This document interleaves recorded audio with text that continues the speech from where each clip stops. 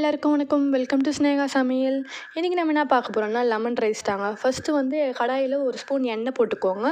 இந்நேரம் பார்த்து எங்கள் வீட்டில் கடுகு இல்லைங்க. ஸோ அதனால நாங்கள் வீட்டில் சண்டை போட்டு கடுகு வந்தே ஆகணும்னு சொல்லிட்டு கடுகு போட்டேங்க. கடுகு போட்டு உளுத்தம் பருப்பு போட்டு அப்புறம் சென்னா டால்.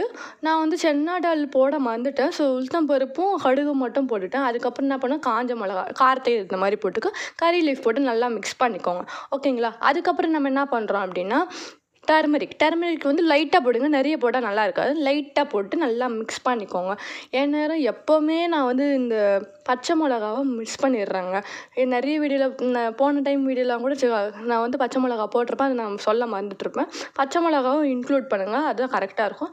பச்சை மிளகா இன்க்ளூட் பண்ணிவிட்டு நீங்கள் வந்து லெமன் இருக்குல்ல, அந்த லெமன் ஜூஸாக வச்சாலும் பரவாயில்ல, நீங்கள் நார்மலாக பிழிஞ்சாலும் பரவாயில்ல. ஸோ லெமன் வந்து எவ்வளோ வேணுமோ அவ்வளோ நீங்கள் பிழிங்க. நான் வந்து ஒன்று ரெண்டாக வந்து கட் பண்ணி போட்டுக்கணும். அதுக்கப்புறம் நான் ஒன்றும் இல்லைங்க, குக் பண்ண ரைஸுங்க, நார்மல் ரைஸ் போடாதுங்க. குக் பண்ண ரைஸை நல்லா போட்டு மிக்ஸ் பண்ணிக்கோங்க. அவ்வளோதான்.